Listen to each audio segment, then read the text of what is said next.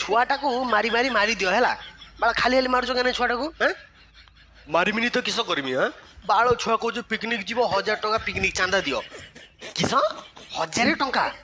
କିସ ହେଲା ଚାନ୍ଦା ଶୁଣିକି ଗାଣ୍ଡି ଫାଟିଗଲା ନା ମୋର ବି ସେଇ ଅବସ୍ଥା ହେଇଥିଲା ଚାନ୍ଦା ଶୁଣିକି ମୋ କୁଳି ପୁରା ମୁଣ୍ଡକୁ ଉଠିଯାଇଥିଲା ବାଳ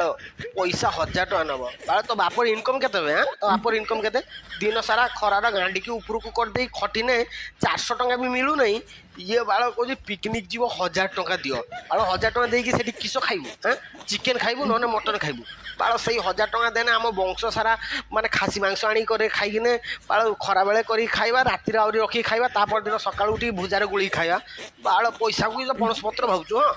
ବାଳ ଲୁଙ୍ଗି ଚିରିଛି ପଇସା ନାହିଁ କିଣିତେ ବିନକି ବାଳ ମୋ ପେଳ ଦେଖି ଦେଖି ବୁଲୁଛି ମୁଁ ଚାରିଆଡ଼